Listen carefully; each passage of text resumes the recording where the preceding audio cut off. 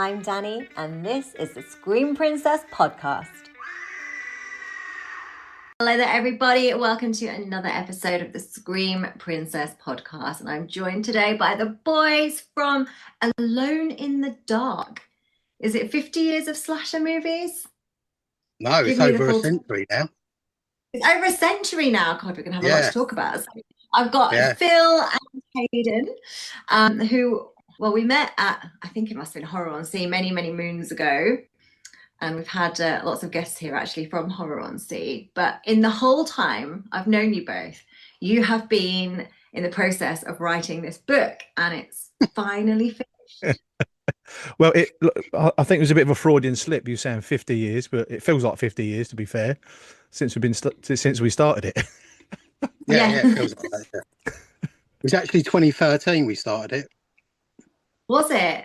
Yeah. So almost 10 years.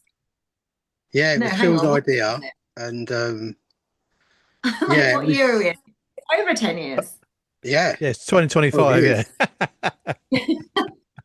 Oh dear. But yeah, he's finally finished, and hopefully it's going to be published soon. So exciting stuff. So we're tweaking some bits at the moment, still getting some input from people, but that's where we are at the moment. That's really exciting. Do you feel like a sense of relief that you're done? Yes. After watching so many bad slasher films, and it's nice. It was really nice to have a break, but still one. Yeah, go on. No, go on, Hank. Sorry, mate. No, I was going to say you still get new ones coming out like Half Size and things like that in the cinema, and so what did you think of that? I've had other people chat about that. I actually really liked it. Yeah, it was really good. Yeah, and a nice balance.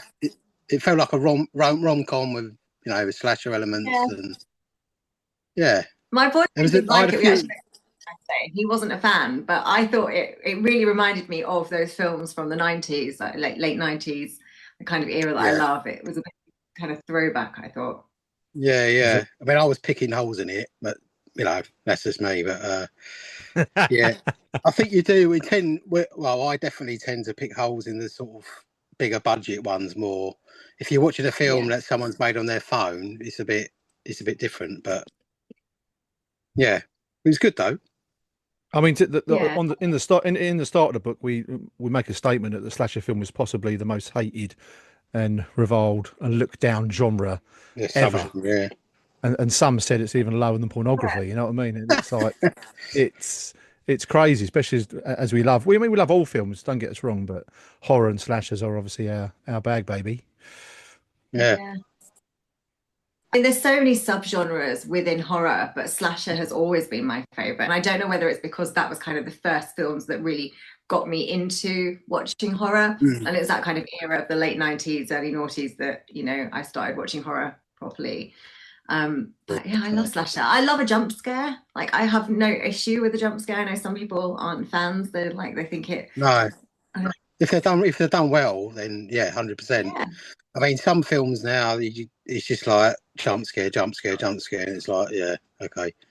But when it takes you by surprise, they're the best ones, especially in new films, I think. But, especially with additional music cue that comes, it's going to come. That sting comes. You're like, whatever. Yeah, it's been done. But obviously, we go back to 1922. That's where we started the book from, and taking it from there. Was it always going to be 100 years then?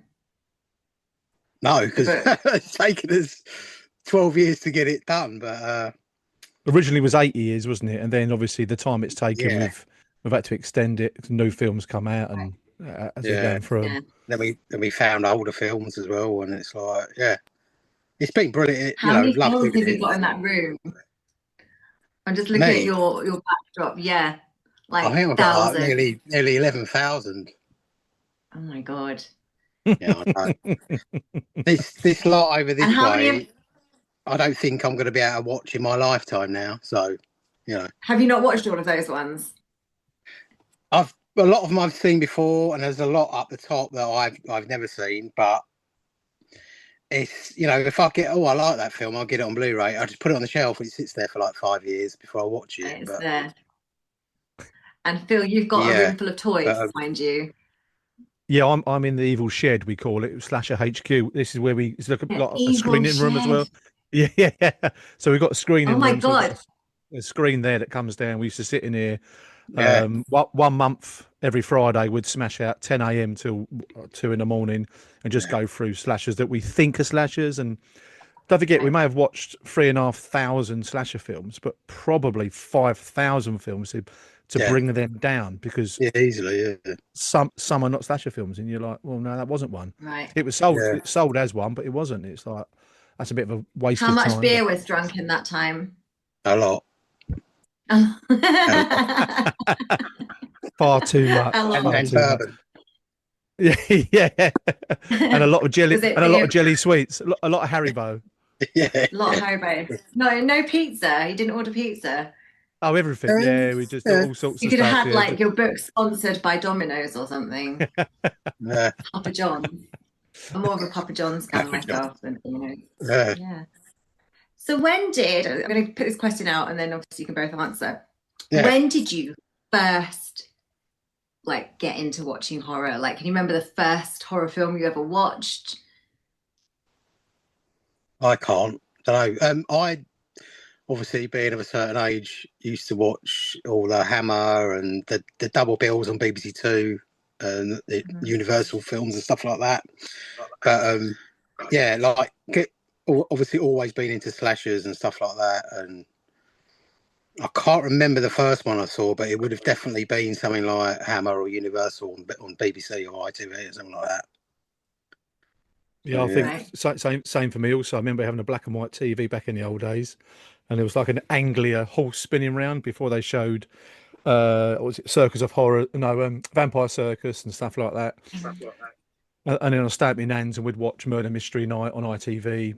You know, Dempsey Makepeace before that, and then whatever film was on, she didn't mind me watching it, so it was cool. Yeah. Aww. That's did your nan not mind watching a horror then? No, she didn't care at all. We'll be up to 1 o'clock imagine watching all this rubbish. Watching horror films. Well, yeah, weirdly enough, my nan got me into horror as well, because she used to come down from up north, babysitters, and we used to go to Mr. Video, and she'd be like, "Oh, let's get a horror film out." And my mum and dad used to go out, and she used to babysit me and my brother, and we used to watch horror films. And I always remember her saying, "Oh, I want to see that house by the cemetery. That looks good." And obviously at the time I didn't know what that was, but years later it's like I can't imagine my nan watching Lucio Fulci, but yeah, weird. Well, did you have like real knitting nanas though? Did they wear like the pearls and like the twin sets? Like, because my nanas looked very much like, you know, Shreddy's nanas, like always knitting with the rollers in her hair. So I just can't imagine that and the horror. No, my nan was always smoking her head off and drinking Guinness all the time. But okay. Other than that, my name very similar. Yeah, yeah. She has like fake fur coats in her wardrobe and gloves and the smoking things. Back in the day when she used to go to France and all this kind of stuff. Until my granddad took all the money and pegged it. But there you go. Oh, you had exciting nanas. Yeah. But Hayden's probably bored of this story. I remember I was 7 or 8 and I was staying with my nan.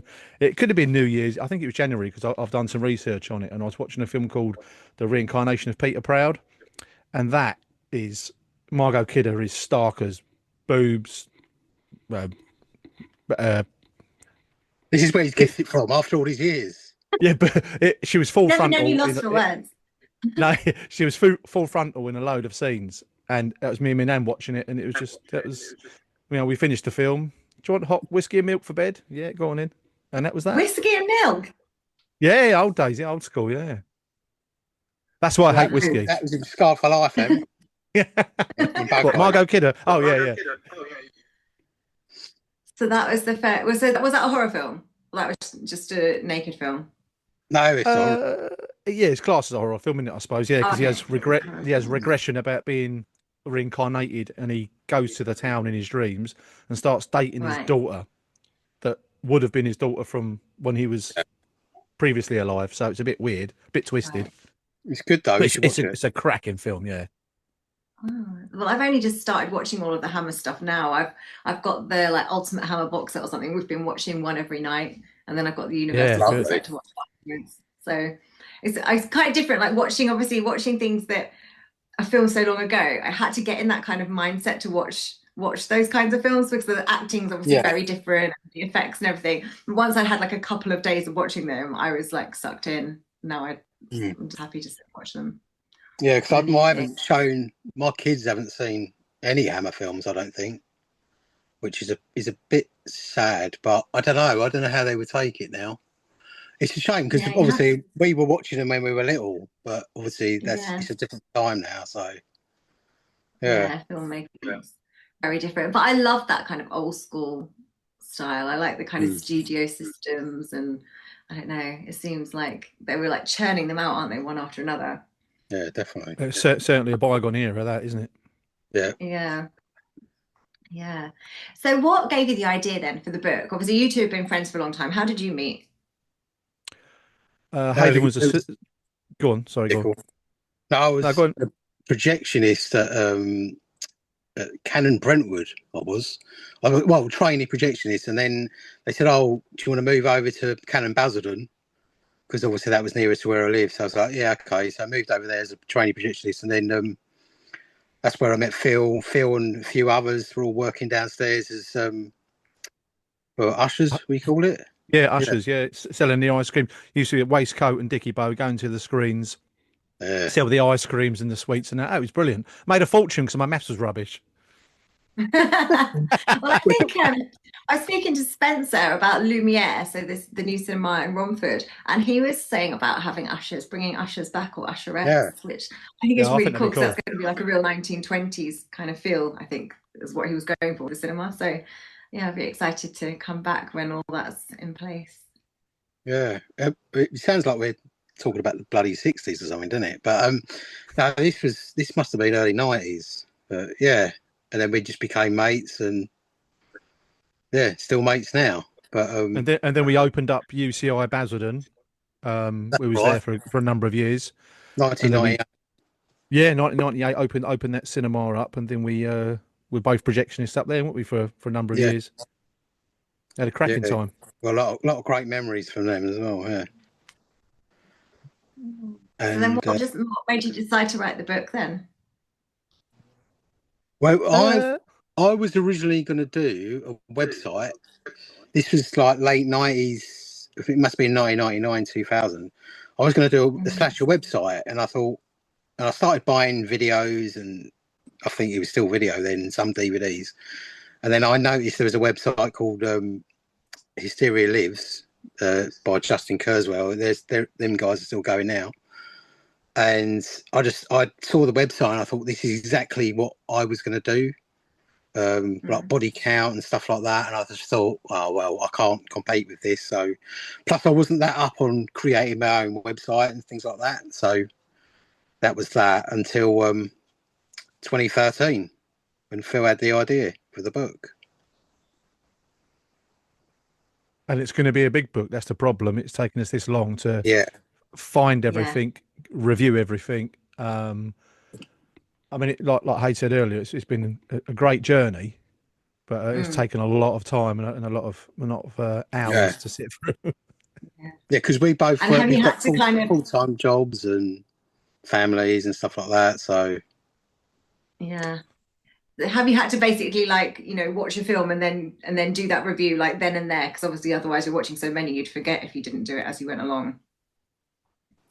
Take notes, and obviously, because in the book we've got like a minute by minute breakdown of every kill, and we've got male and female nudity, and not just that, just like funny something. If something stupid or silly happens in the film, we put it in the countdown as well.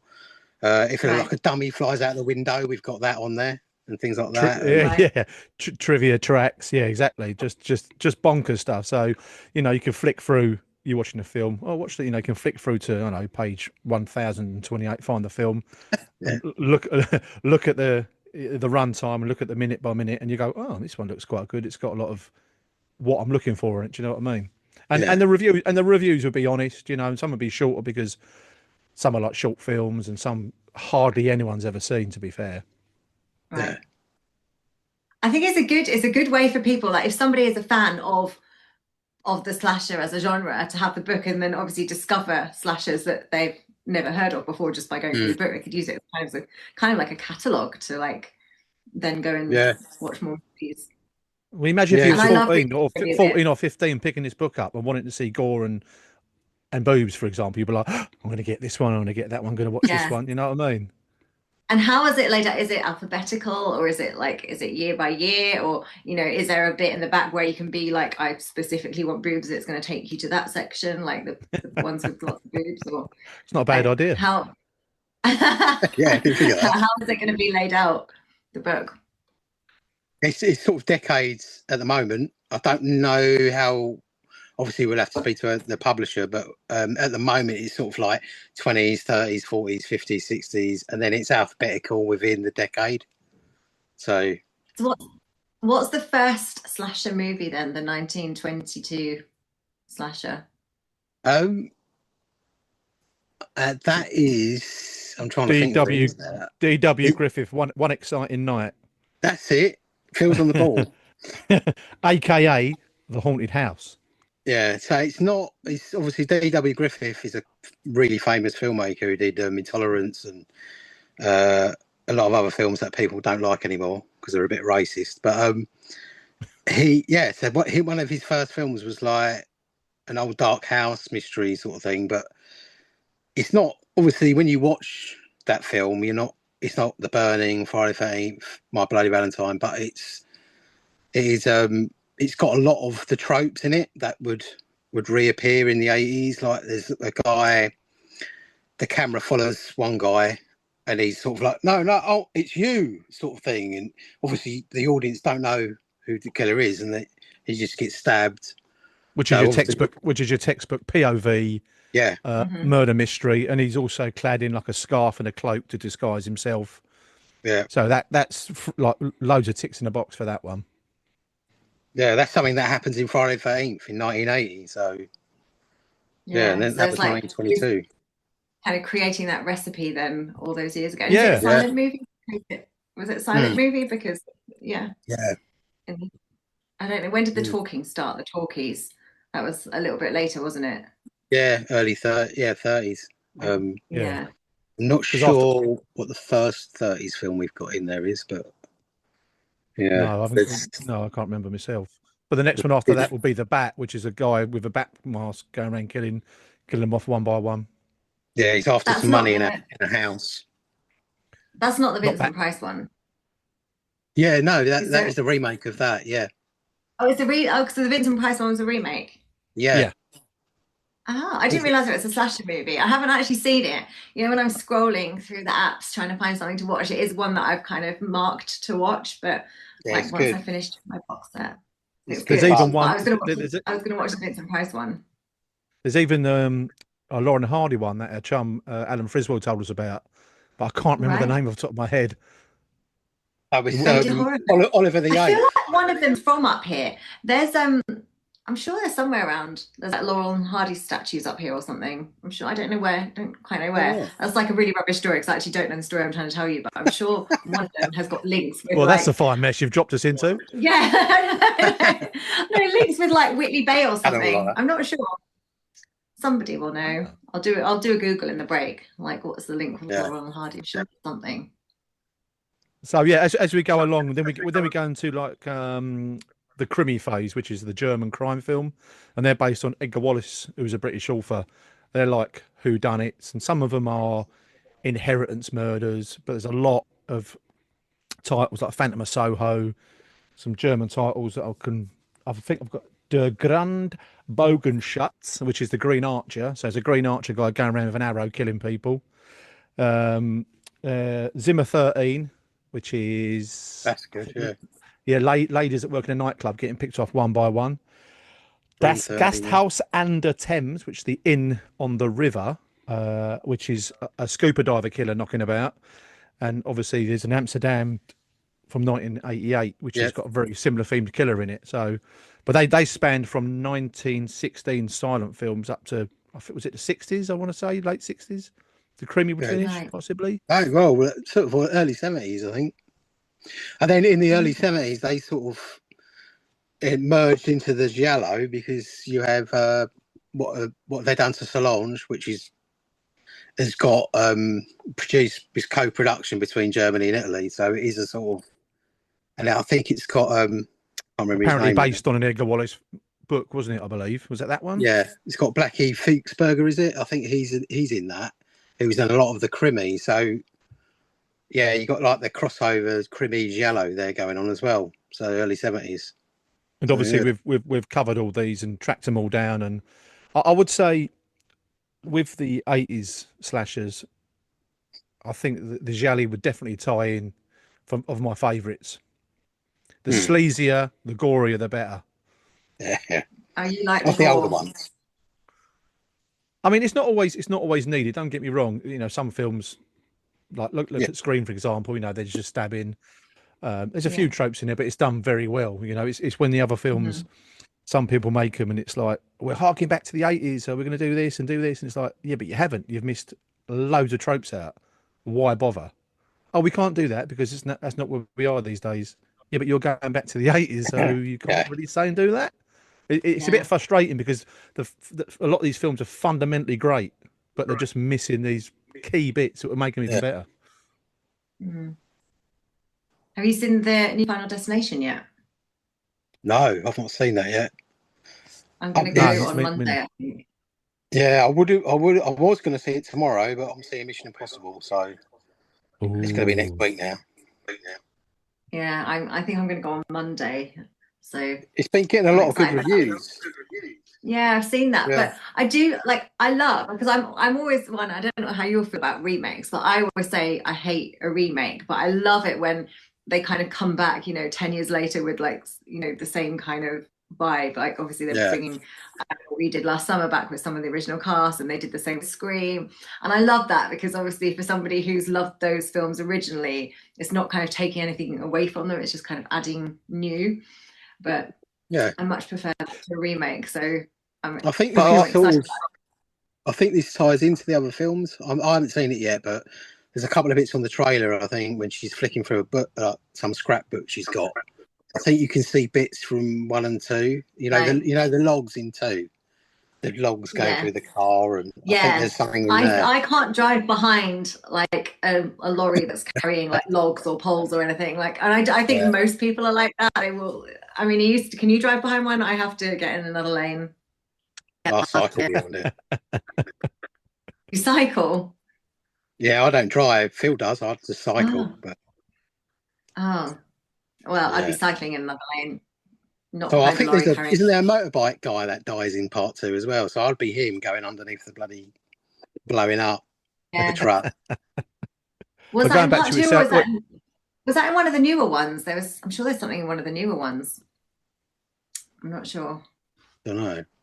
Can't remember. I'm not sure. No, last time I saw one was quite a while ago. I think when they first came out, we saw them. I don't think I've revisited them since, to be fair. I watched them all recently.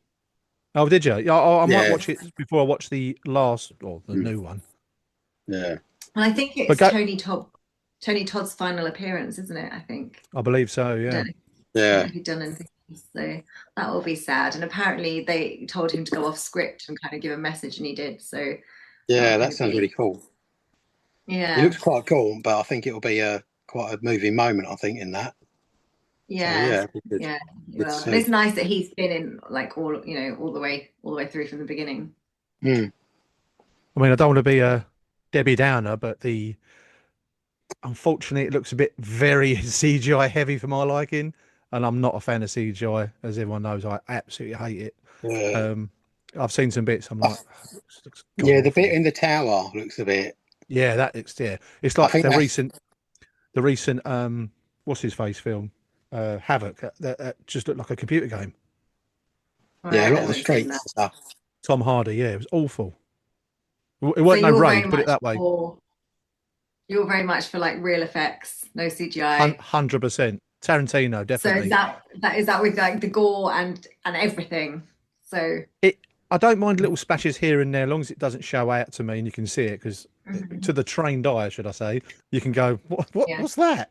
There's nothing like the 80s. That's what the effects in there were brilliant. There was true pioneers.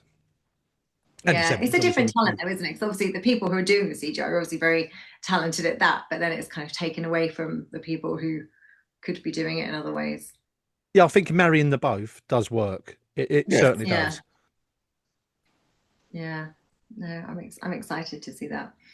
But when you're saying about remakes and almost out of time, that, for part one. We've been chatting for nearly half an hour already, so I'm going to give you a little break. I know, I'm going to give you a little break, and then we'll be back very shortly for part two. Welcome back to the Screen Princess podcast. Welcome back to part two of the Screen Princess podcast. Did you guys have a good break? Oh, very good.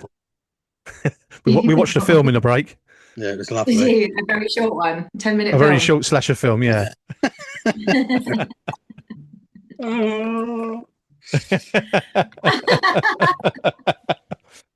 I mean, I actually had my mum was here last week, and she actually slept in this room. So this is a sofa bed, and she was like, "Oh, there's a skeleton," and then she's like, "Oh, and over there, there's a skeleton of a vulture," and I was like, "Yeah, it's random in here." And there's a tombstone on the wall. There is a tombstone on the wall, but there's also a coffin in the living room. Nice, so that's kind of made out into. Yeah, I found it actually where I used to live. It was in the bin room, and I was like, "Oh, I'll have that." What, an actual coffin? It's obviously like a theatre prop or something. It's like a real, like vampire coffin-shaped coffin, like a coffin-shaped coffin. So I sprayed it, but I'm going to give it a revamp this year. I think we're going to no pun intended. Pimp my coffin. Because it needs a fresh coat of paint. Bling it up. When I moved, it lived in my friend's garage for a year, so it needs sorting. But I actually use it for my photography backdrops, and it used to store my knitting. So when people ask me what was in my coffin, they never really guess those things. Wool. Yeah. Wool, yeah, wool and knitting needles, but they are now in the loft because I very rarely pick up wool and knitting needles. So back to the book then, guys. When you were, deciding to write a book, what made you go down the slasher route as opposed to any other horror subgenres? Fundamentally, I don't think there's been one like this, that's for sure. Not to cover we hope every slasher film. We started with a few bits, and we just thought, why don't we do everything? Well, let's just try, track down everything.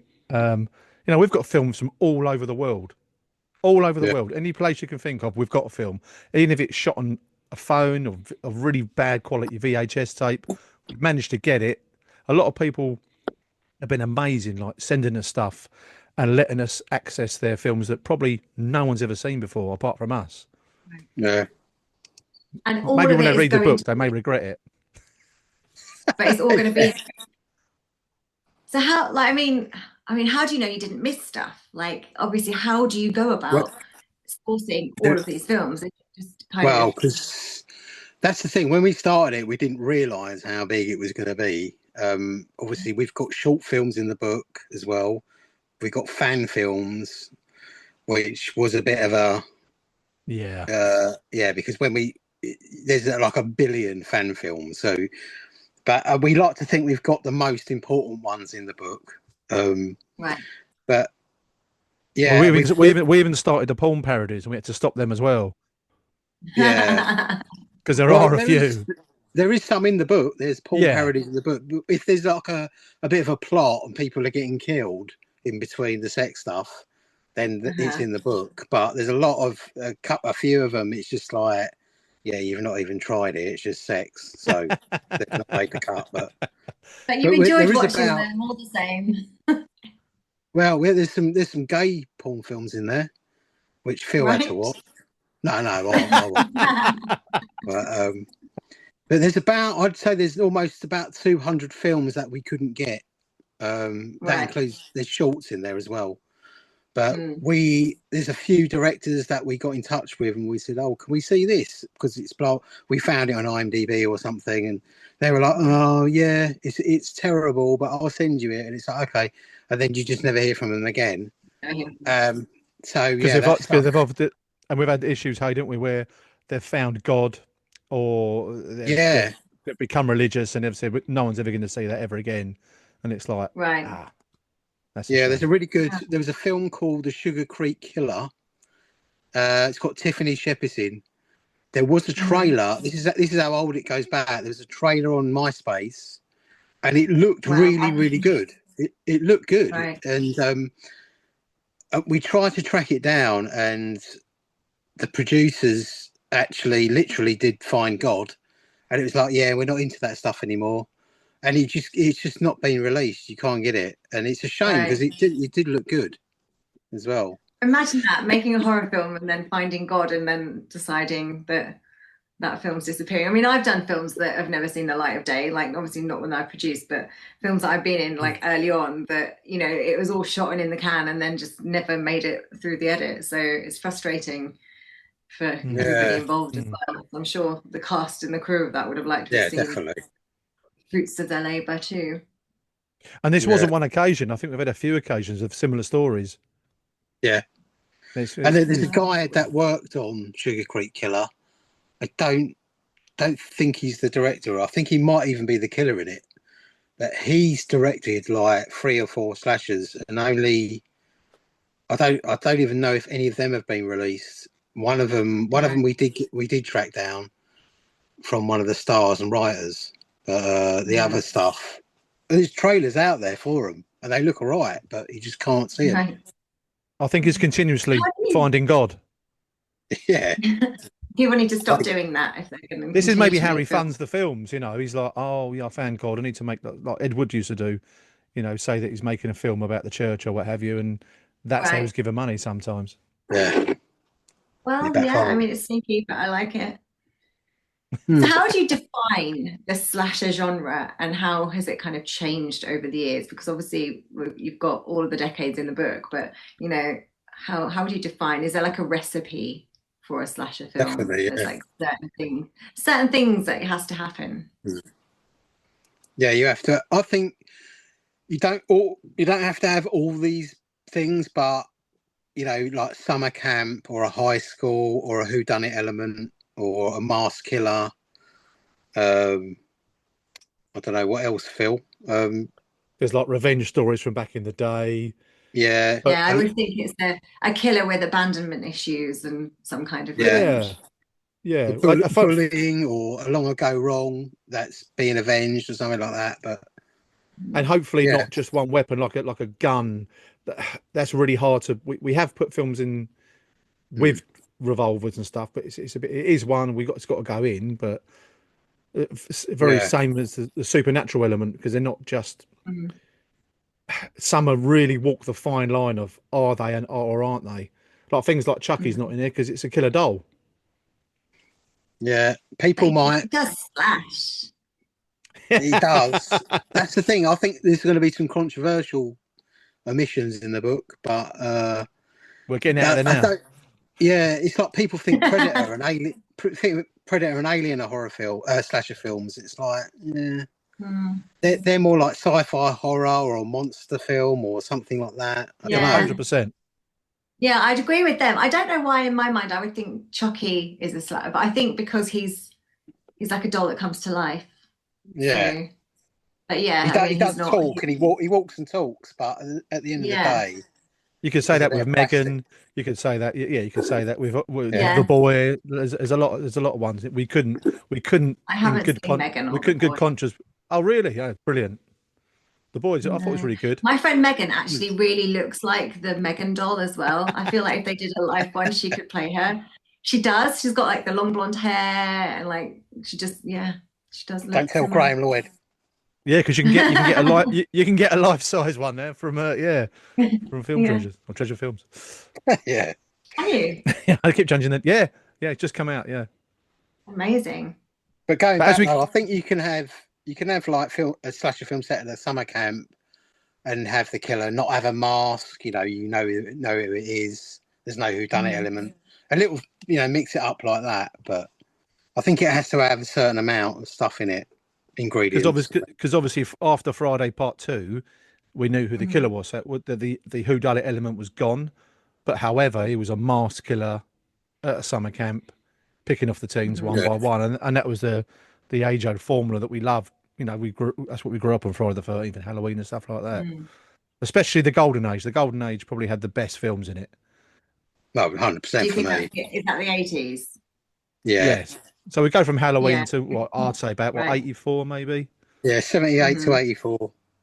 Yeah, the best, I think. Right. The Bible. But then these are films like why do you think some of the franchises like are still going? Because obviously they're still bringing out Halloween films, and they've remade stuff, and they've Friday the 13th, and I don't know, have they done not a remake but a reboot of it, or I don't know. They're doing I think it's called Crystal Lake, and it's a Peacock TV show about Mrs. Voorhees, if memory serves. That should be out soon.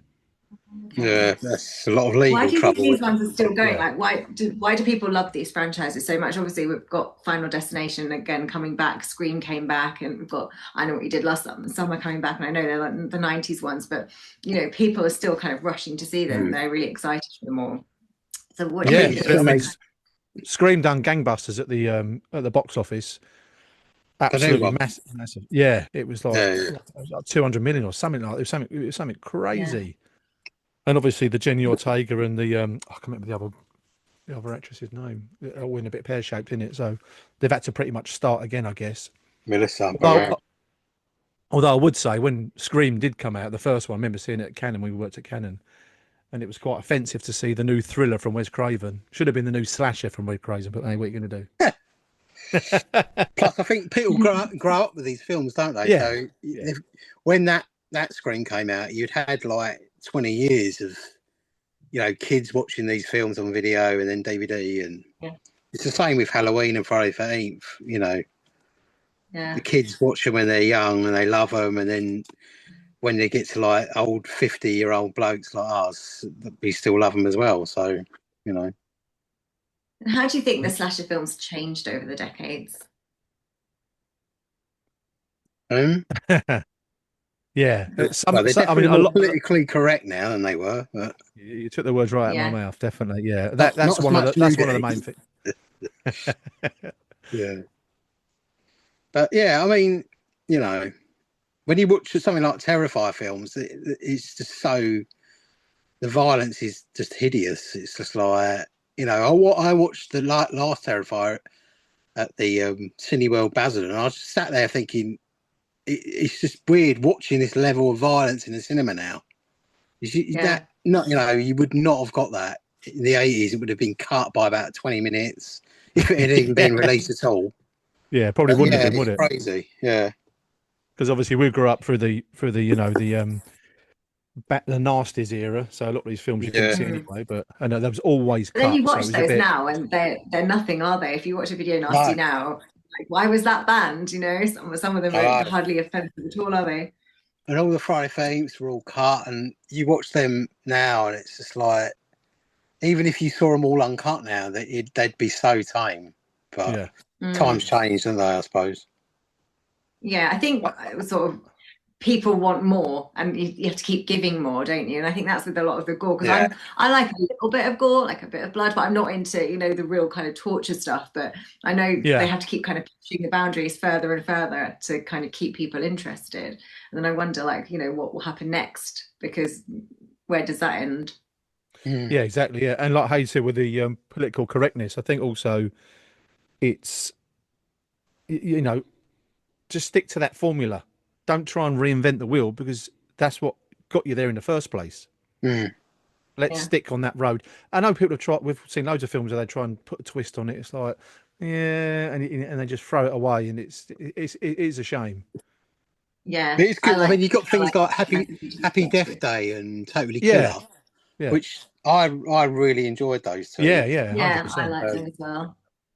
But I mean, if you've got the talent and you can create suspense and scares, and you can just make a good slasher film and just not have you haven't got all the tropes in it of time travel subplot. You don't need that. If you just as different as that is, just create a great film.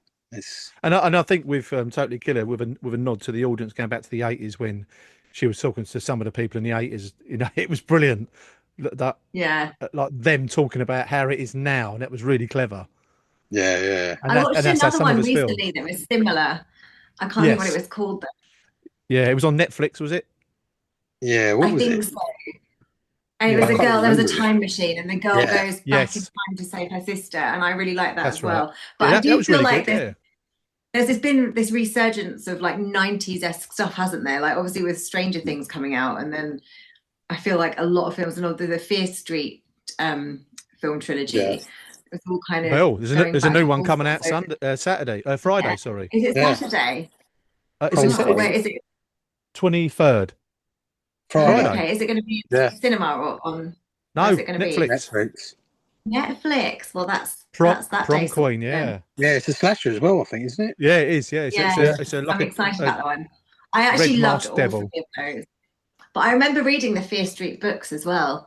And I actually don't read horror. Like I can read, like I read like crime thrillers and stuff, but I can't read like pure horror now because you can't just turn it off, can you? You've got to keep reading. So then, and it takes longer than 90 minutes to read a book. So I can watch horror film and then at the end, like I know the killer's been caught and everything's safe. But with a book, I get too scared.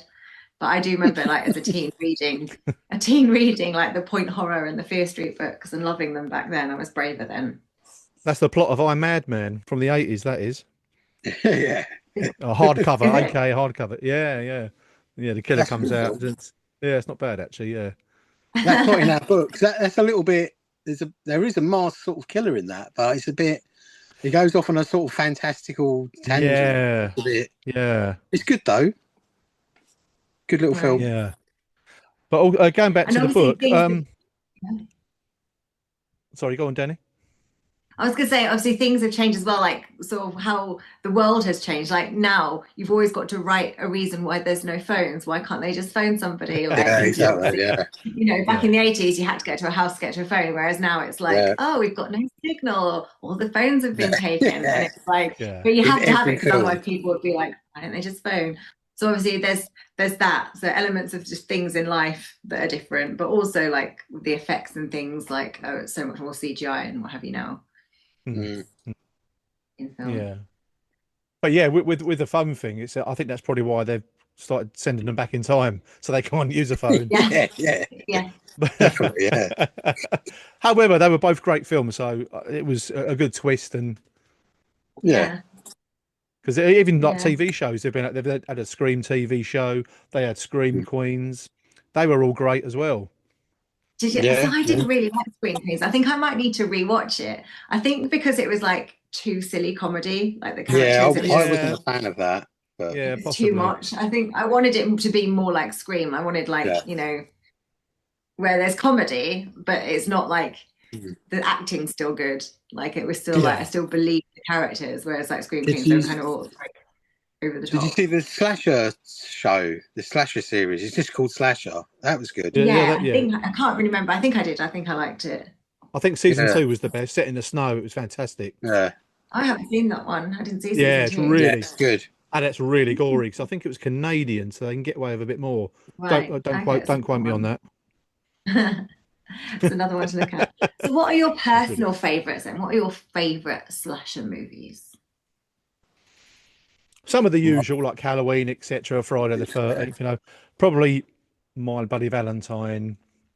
I mean, there is a lot, to be fair. I couldn't really nail down one. Mine, I'd say My Bloody Valentine, The Prowler. I really love. There's some quite dull moments in The Prowler, but I can overlook them because everything else is great. The gore effects and the music, and Happy Birthday to Me, The Burning. I was going to mention Happy Birthday to Me. We was talking about the other films because we've seen films that are over 2 hours long, and it's like, director, no, cut your films down. You've got to be a nice tight 90 minutes or 88 minutes, you know. And I think Happy Birthday to Me proves that because it's quite a long film. Happy Birthday to Me. It does go a little bit, it's a bit stale in the middle, but then it comes back. So. You know, they've got to stick to this formula. Do not deviate with a 3-hour opus because it's absolutely ludicrous. Yeah, it is. Unless it's like, I don't know, like Top Gun too. Like that was okay to be a bit longer. But yeah, no, I think and also keeping people's attention spans now, because people are on their phone all the time and you're like scrolling through TikTok and you're scrolling through reels and things, like it's hard to keep someone's attention for a long time now, whereas people used to, they didn't have that, so they'd watch a film and they'd sit and watch the whole thing. Now they'll be like, I'll just pick up the phone and they'll be doing other stuff. So I think like anything longer than 90 minutes, it's got to be exactly like amazing to keep your attention for longer than that. It's popcorn trash. You're going out to have a laugh. You know, a lot of people just immediately forget the horror film, forget the slasher film. You know, at the end of the day, they were made for like teenage boys back in the day, or couples. You know. Yeah. And that's I think some of the low budget filmmakers are sort of too in love with their films sometimes, and they can't. Yeah. Oh, I love that bit. I can't cut that. And it's like, well, hang on, your film's 2 hours long. You need to sort of get rid of half an hour. It's like him walking down the street for 35 minutes. Yeah. I think as well with like some of the low budget filmmakers, they will have written their own script, they will have directed their own script, and they're going to be editing their own film. And it's like, you know, if they'd bought the script from somebody else, they wouldn't mind so much taking bits out. And if they, and also like when they've got actors, then they've got people in that they've probably been paid very little or nothing at all sometimes, and it's like they don't want to cut their bits out and they feel bad. So I really think like directors or whatever, they should always hand the edit over to an external editor that's kind of outside it, because then they take, you know, they need to cut the apron strings. They need to kind of be a little bit harsher. Whenever we went to review a film and it was like 105 to 2 hours long, 120 minutes, whatever, and then it says edited and directed by, I always think, oh God, right, that's why 2 hours. They're too kind of married to their original idea, and they don't realize that actually a lot of stuff is probably bumped. Like I've watched films and I've gone, well, even films that I've been in, and I'm like, well, that could have come out, that could have come out, that could have come out, because it doesn't really need to be in there for the story. It's just giving that, you know, actor or something a little bit more to do, which is not, that's not the point. No, exactly. Part of the story and the plot. Going back to the best slasher films, you know, your favourites, even Scream. I remember seeing that at the cinema and just like absolutely falling in love with it. And even subsequent ones have all been great, because when the second wave happened after Scream, it was just like, oh, this is fantastic. We've got another wave of great movies. Because I was kind of like finishing high school, so I was like in my like last years at high school when Scream came out. So obviously they were like high school kids, and obviously in America they stay at school longer than we do, but I was like kind of that sort of end of high school age. And then when they came back and it was like 10 years later, it's like, you know, I was 10 years older too, and it was like, you really, and I think the same with American Pie as well. I felt like and it had everything in it that you wanted it to be, like everything that needed to be in it, you know, it was. So I was super excited. Like I would have hated for it to come back, like to bring Scream back in it not to be as good. But you know, if they're going to bring 100%. It back, make it great. Yeah. Like, what did you think of Beetlejuice? Not a slasher, but what, the new one? Beetlejuice? Loved it. Yeah, I loved it. Yeah, I really enjoyed it. Yeah, it's just brilliant. Brilliant. Anyone who was like bad reviews, I was like, well, what did they want it to be? Like, had they seen the first one? Like, I thought it was great. It was fun, and I'm excited about Beetlejuice. That's what I've got up here. It felt like the first one as well, which is a good thing. There he is. Yeah. There he is, look. Yeah, there he is. There he is. I've got my Beetlejuice pillow. Mr. Beetle, guys. I love it. It's always been one of my favourites. I watch it every Halloween. It's like one of my Halloween ritual. I always watch Hocus Pocus, Trick or Treat, and Beetlejuice. That's my Halloween trilogy for my daytime. Nice, yeah. Is that Trick or Treat or Trick or Treat? Trick or Treat. The anthology one with Suki from Anna Paquin. Trick or Treat's good as well. It's heavy metal horror. It's quality. Is it? I haven't seen that one. I'll go on the list. Yeah. A little bit of a heavy metal horror. I liked. Did you ever see Suck? That was like rock bands and horror. Suck had like Alice Cooper and Iggy Pop was in it. It's like a rock star film. It's quite good. Suck. Okay. That's a slasher genre. That's a slasher genre on its own. Oh yeah. Heavy metal horror. Oh my word! You like that subgenre, don't you, Phil? Was it heavy? There's heavy metal horror, terror, Heavy Metal Massacre. Yeah. Dead Girls. Yeah. There's another one. What's that? Rocktober Blood. Yeah. Blood Tracks. Yeah. There is some crap out there. I mean, heavy metal horror is god awful. It's obvious. I'm talking. It's camcorder. We've shown the trailer at one of our nights, and it's just gone down the storm. I don't think we showed it. I think Black Roses, but it's not a slasher film. But there's a lot out there. So tell me a bit about your nights, because I actually never made it to one. Despite when I lived in London, it was like I was only an hour away, but. You do the double bills, which I love because that's like, you know, how they used to screen things as double bills. So you do a monthly double bill horror event. And do you know what I love about them is you always theme it well. Like it'll be like gym horror with, you know, something else. They always have a theme. So how did that come about? I think we knew Paul was doing it years ago, and we reached out and just said, how'd you fancy us putting a couple of films on to see how it goes, really? Yeah. Because Paul Cotgrove, who does the Hornsey Film Festival, which is, I think, is that where we met, Danny? I think it might have been. It must have been, many years ago. So we're great mates with Paul, and he used to do a cult night, and then he just turned around and said, "Oh, why don't you two do it in conjunction with the book?" So we started doing it, and it was just slashers, wasn't it? I think for the first year or something. And well, it still is, but. Now we've spread out a bit more and do. I mean, we proper cult night it up. Yeah, we did Reformed Schoolgirls and Faster Pussycat Kill last month. Right. So yeah, once a month we put on a double bill. Phil cuts all the trailers and does all the artwork and does most of it, to be honest. Now recently, but and then we just put a couple of films in every month. At the old waterworks in Westcliff-on-Sea. The trashier, the better. It's nothing like everyone sitting together just laughing. Like the best one we've had is probably Champagne and Bullets, which, oh my god, we've got to show again because it was that bad, and a lot of people couldn't make it. So it's going to be like a Christmas gift at some point. We're going to show it again. Yeah, because I had to leave halfway through that as well. It was on with American USA. No, Action USA. Action USA, which was absolutely bonkers as well. That's good as well. Fantastic. Yeah, really good films. But absolutely hilarious. Films? What are the worst films? Or what films do you not like that everybody else likes? Have you got any that you're like, everyone seems to love and you're like, you don't get it? I've got particular distaste of certain things, but I'll keep them to myself. But like what? What clown films? Yeah, I just. Do you not like clowns? No, he just like clown slashers. It's not because he's scared. He just thinks they're shit. But yeah, pretty much. I think they're lazy filmmaking. Like everyone thinks it's a different take. Even Terrifier bore the shit out of me.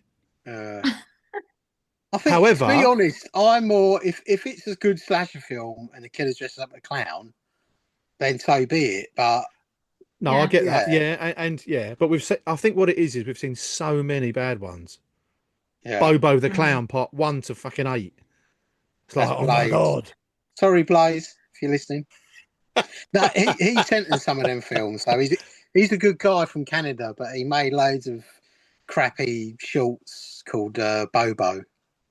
Right. And I had to sit. Did you sit for them? No, I had to. I've been tarnished with this. No, I've seen about 20 of them, I think. Are you talking about genres, Danny, or just any films in general that you can't really? Just films.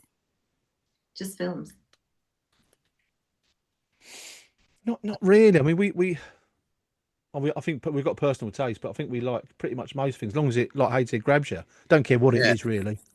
No. Mm-hmm. Yeah. So how are we going to get hands on this book? Like, do you have a publisher already? Are you just doing the edits at the moment, and then it's going to be released, or are you still looking for a publisher? Or we have got a publisher in. We have got a publisher. We can't say yet, just in case, but it's in a queue. Put it that way, because it's going to be quite a big book. It's going to be huge. Yeah. It may have to be crowdfunded, but we don't say more than that. But because it's going to be such a big thing. It might even be in 2 parts. So I was thinking it's like 100 years. It could be 50 and 50, I guess. Yeah, so I don't know if it's going to go from the 20s to 79 or 20s to 89, and then the rest in another book. I don't know, but we'll have to see. Yeah. But we've got a lot of good input. I mean, I love the idea of it being one, so it's literally just like a Bible of everything you need, like horror Bible, a slasher Bible. And there's going to be cool things in it, like like machete bookmarks and little bits of that come with the package when you fun stuff as well. Yeah, for the perks for the crowdfunder, little things like that. Because throughout the book, it might go from 1922 to nowadays. Well, not nowadays. It's sort of up to date, but in the back of the book, there's a exhaustive list of stuff that's come out since we've stopped. Right. So that's so continually added. Sort of 2018-ish, but I say that, but since 2018, we've added in the new Screams and Halloween and stuff like that. The big hitters. Sort of the big hitters, have gone in. Yeah. But there's been so many low budget films since 2018 that we just can't. If we wanted to put them in, the book would never ever come out. So we had to draw a line. You got Popeye the Sleigh Man, stuff like that. It's continually coming out every week. You see something pop up. So that's in it. Then there's unreleased stuff that Hadyn done an exhaustive investigation to find out, stuff that didn't come out that was promised. Then there was lost slashers that we can't find. Didn't get made, unmade slashers and lost slashers. They're all in the same sort of appendix. So it's and all throughout the book, there's splatterings of input from genre specialists. We've got like Jack Shoulder, who directed Alone in the Dark from 1982, the slasher film, and he done Elm Street 2. Like he's a heavyweight director. We've got your mate Debbie Rochon. She's done an input. We've got Adam Marcus, who done Jason Goes to Hell. Felicia Rose, the original Angela from Sleepaway Camp. And we are waiting for a few other big ones as well. And one of them we might be able to get a perk from as well, which would be absolutely, if we can get that, it'd be brilliant to do. And Kim Newman as well, who's done a really long spread on the literature of the slasher film, going back to Agatha Christie and stuff like that. And it's brilliant what he's done as well. Yeah, it's great. Amazing. Well, thank you guys for coming on the show. We are out no of worries, time enjoyed now. it. Right. Always fun chatting to you. And I have to say, Dan, you've got 5 films in the book as well. Yes, you got to mention them. 5 films. Yeah. And is there any on the list of the ones that didn't get made? Because I think when you look at my IMDb, there's like quite a few there that got added. I think you've done about 6 others since that we haven't had time to put in, but no, there's all like Christmas Sleigh and Harvest of the Dead there and stuff like that. Right, okay. Well, I can't wait to read it. Hopefully we'll be able to buy it by next year at Horror on Sea, or do you think? Yeah, hopefully. That would be good, yeah, that would be the plan. That would be good. Well, actually, before that, Christmas presents. Yeah. You might need to you might need to reinforce your floor or your table because it's going to be big. Yeah. Hopefully before I can sit on the coffin table. Yeah, you could do, yeah. Well, thank you both, and hopefully I'll see you both soon at something. Yeah, brilliant. Thanks a lot. No worries. Thank you.